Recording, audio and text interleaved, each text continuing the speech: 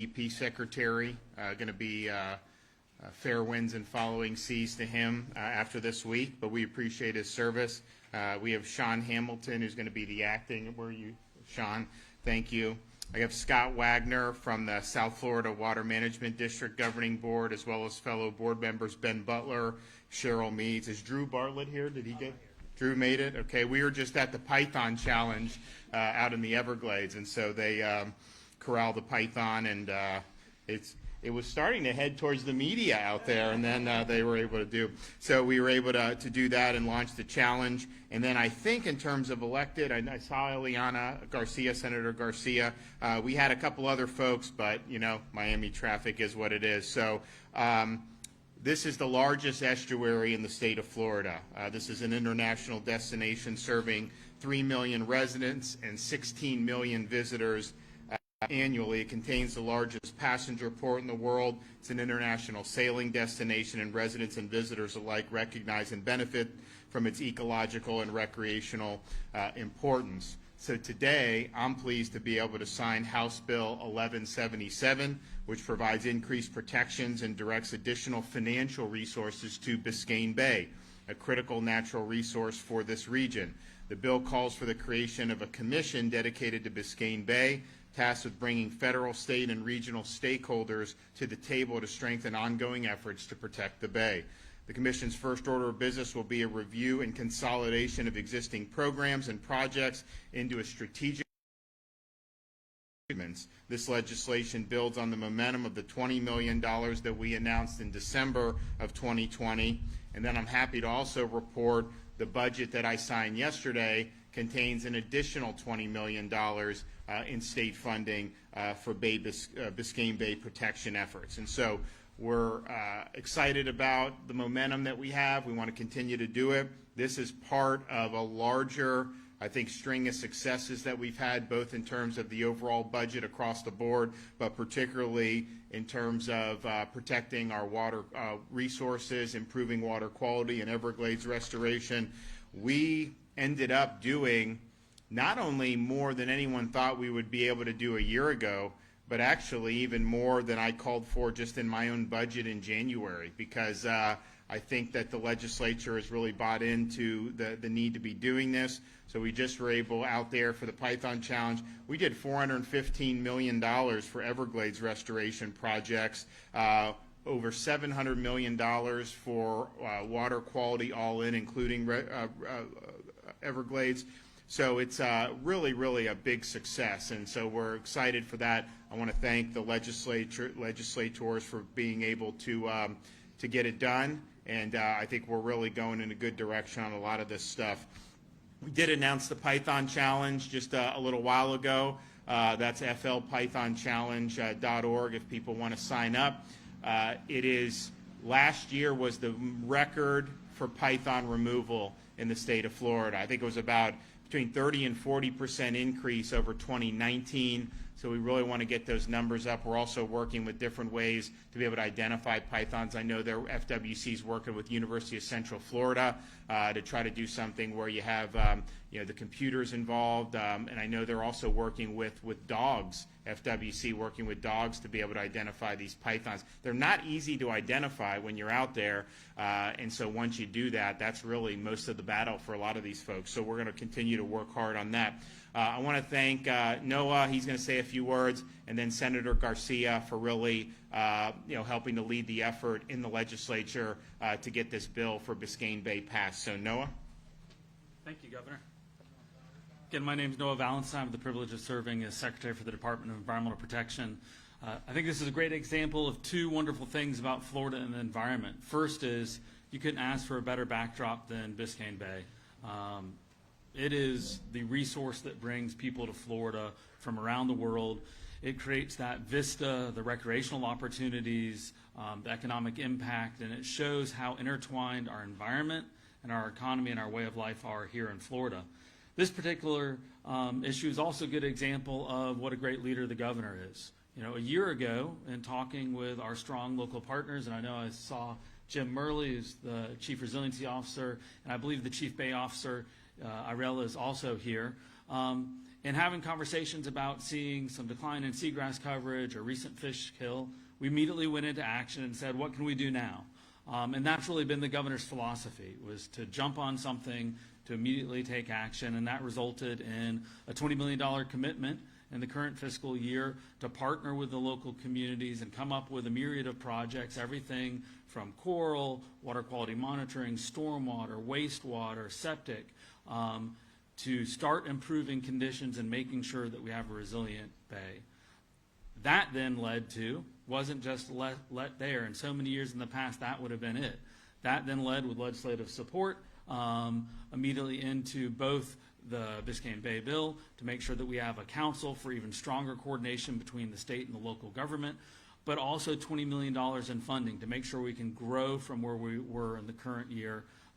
That just simply didn't happen in the past, doesn't happen without strong leadership from the governor and the legislature to identify an issue, to get on top of it, to provide funding, and then to make sure that you have that strong local partnership between the mayor, between the chief resiliency officer, the bay officer, and the state and the legislature, and say, go forth and do good. Governor, thank you so much. Okay.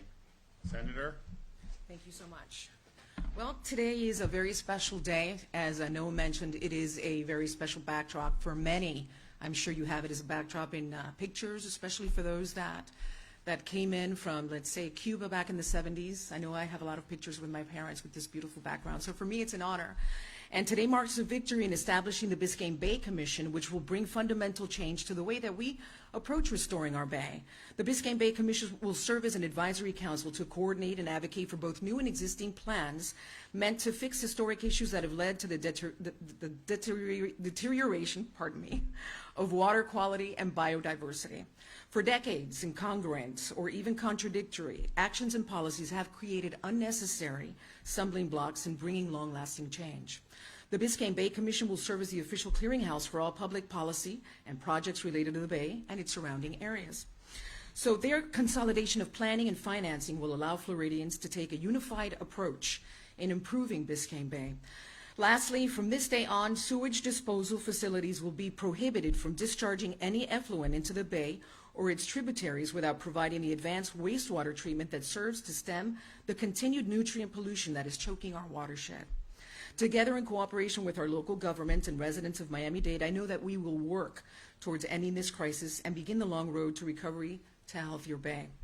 I want to express my deepest thanks to Governor DeSantis for his unwavering support for the environment, to my colleagues across the aisle for working in a bipartisan manner with only the best interests of South Florida in mind, and to the people of South Florida for their continued engagement in conserving what is not just part of our home, but of our shared identity. Thank you very much.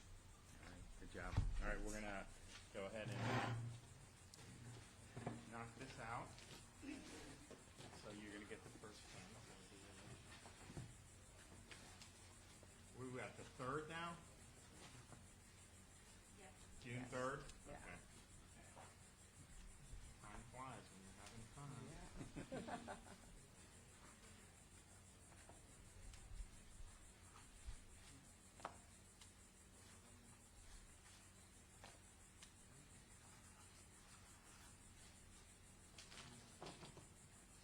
job.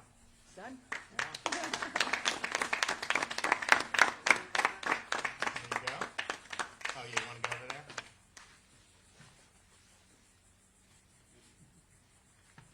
For you? Good job. Sarah. Thank you. All right, who else do we got? You. Parting gift? We got a lot of these. There's one for you. Who else wants it? Carly? Anyone else? All right. We'll do it. Well, and I also want to thank the board members for what they're doing for South Florida Water Management District. I mean, we've done a lot of stuff over the last couple years. We've got more that is going to be coming down the pike. If you look at the funding that we have for this year and the momentum, I mean, we're going to have some of these key projects completed in a schedule I think that most people didn't think was likely. So the momentum continues. We're going to continue working hard. Thanks to Senator Garcia. Thank you for your leadership on this. We appreciate it very much. Michael. Yeah, Governor, good morning. Hey. Good to see you. Governor, Miami-Dade County, as you know, already has a Biscayne Bay Commission, hard at work, a very talented chair. How are these going to work together? Does the state commission, you wanna talk about how your vision is? Basically, it's just oversight. It's state oversight, and it will work in conjunction with, but with obviously the new officials coming in. The appointed person on behalf of the governor, Noah Valentine, of course, overseeing the different agencies, and the different agencies putting their part alongside the one of the designated efforts that we have with the city commissioners, and also the designated person from the League of Cities. It's an effort for all, with all. I'm sorry. Excuse me. So the role of Irela Bagay, Senator, in this? Irela Bagay continues to be a fundamental part of this, obviously. The oversight, the principal oversight being the state oversight, but definitely Chief Irela Bagay continues to be a fundamental part, and we thank her fully for her efforts for the last 20 years. Along with another one that was champion on this the whole time was Commissioner Rebecca Sosa. Yeah, and we've worked well with the county. I mean, when we were here in December, we had Mayor Cava here. They put money in the kitty, and so we have no question that the county, that this is a priority for them. We obviously are going to continue to support. And what I would always tell when we were getting the money from the federal government, particularly under the Trump administration, I always said, Florida, if you put money in the kitty and you show them you're willing to put your money where your mouth is, it's much easier to get folks to then say, okay, we'll help you. And it's the same thing. You know, there are some localities, Miami-Dade they always want to put something in. And so that makes it a lot easier for us to be able to do. Some other localities want us to do all of it for them. And some states want the federal government to do everything for them. That's not our vision, but yeah, we believe it's a good relationship, and we're going to continue to do that, not just for this, but for other stuff. I signed into law a couple weeks ago the Resilient Florida program to really help protect the whole state, but particularly areas in South Florida, Tampa Bay, that are susceptible when we have storms, flooding, all these different issues, to be able to build infrastructure that can fortify and make us more resilient. So we'll be working together with the local governments on that as well. Javier? Question off topic. Democrats are accusing you of targeting the gay community because you signed the transgender bill on the actual first day of Pride Month. Can you speak to that? Is this targeted by you, or? So what we did with the girls' sports bill is, I mean, we're standing up against discriminating against our women athletes, because the fact of the matter is, if you force them to participate against biological males, that's fundamentally unfair. That's not a level playing field. And we actually had one of the track athletes who came in third. She would have gone to New England Regional. She was in Connecticut, and the two people that beat her were biological males. So that's not fair. So I think standing up against discrimination of our women athletes, I think that's the right thing to do this month, next month, and any month. Governor, Yes, sir. how much of this commission do you think is going to be identifying resources? I mean, clearly you have agencies like the South Florida Water Management District, which already has this funding stream. Could be very big projects to talk about the pollution. The water's right behind you, it's killing seagrass and wildlife. Yeah, no, I think that they should be. They have an opportunity to look at this holistically. I mean, you see this in government in different ways. I mean, for example, with mental health, we added mental health funding, record funding for schools, $120 million. We did other stuff. And throughout the whole budget, there's like $2.5 billion for substance abuse mental health. It's not always working in concert. My wife, the First Lady, has done a great job to try to work to do that. So I think it could have a similar impact here. There's different streams of money. Yes, South Florida Water Management has money, DEP. We're going to have other grants now available. So to be able to say, here's the vision, and then you can get people to maybe direct resources in an effective way, I think that would make a lot of sense. And a follow-up, I noticed that Key Biscayne Mayor Mike Davey is not here today. What role do you see for municipalities? I know the commission creates seats for municipal municipalities to participate. Yeah, look, I mean, I think we want all the stakeholders, everyone that cares about this, you know, if people want to come in and be productive and help, if a municipality wants to help out, we obviously would want to welcome any type of support that we can get.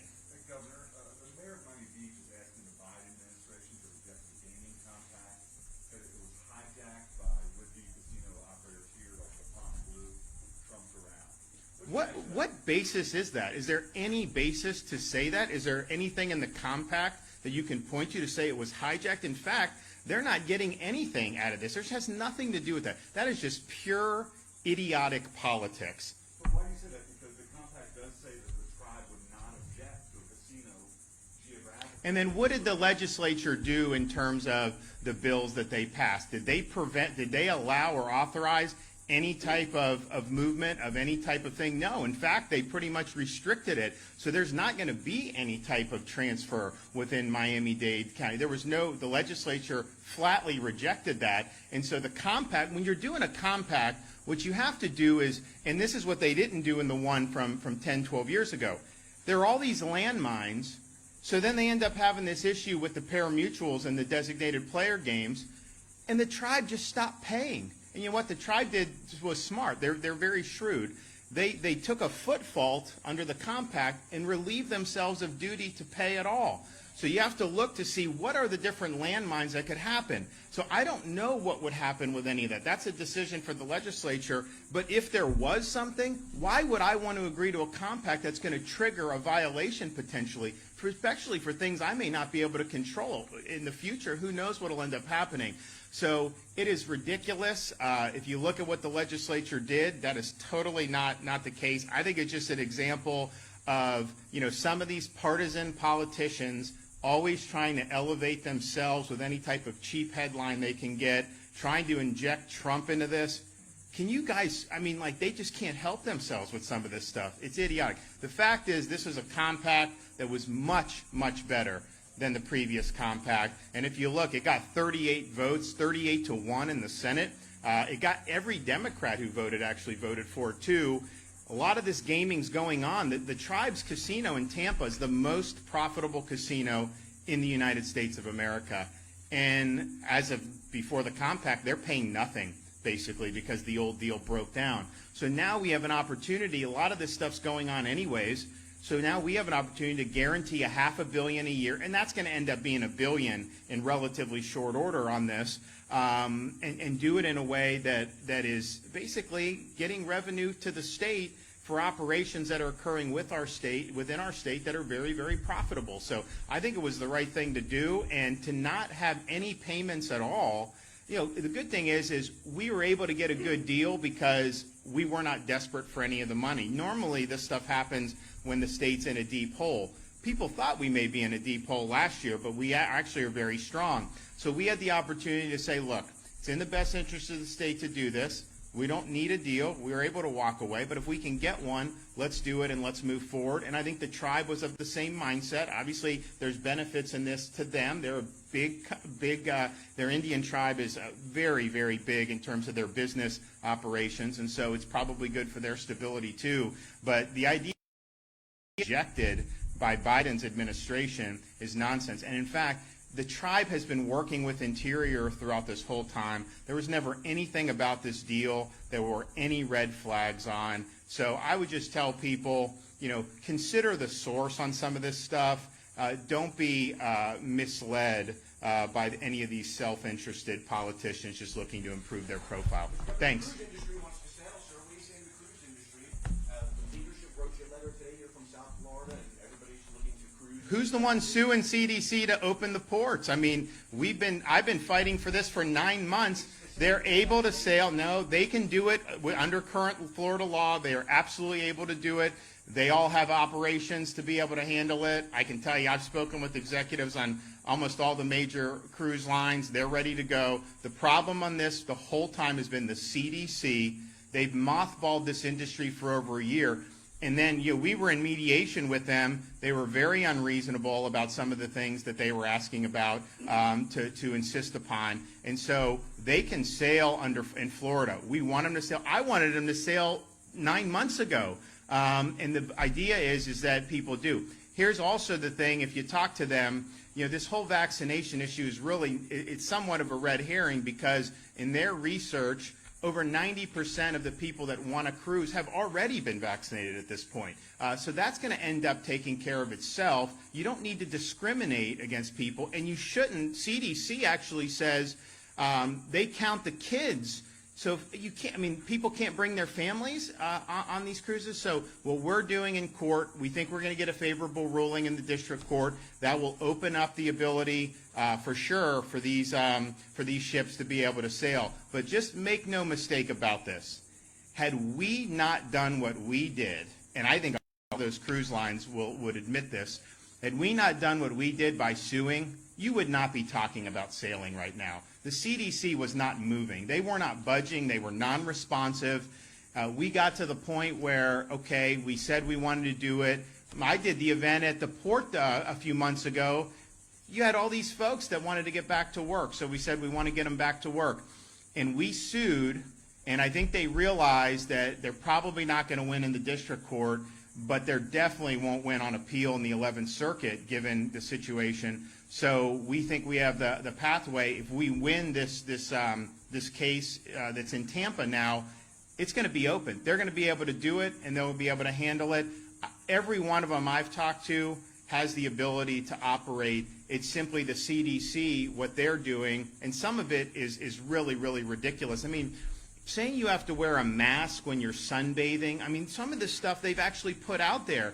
Even though you have Fauci in his emails is admitting the masks don't even stop COVID, even though he was, getting all the kids to be masked for all this time against the basic stuff. So we're going to be sailing hopefully very soon, but there's not been a single elected official in this country who's done more to liberate the cruise lines from a bureaucracy that is totally out of touch and that, quite frankly, is exercising authority that they do not possess under the law. Thanks, guys.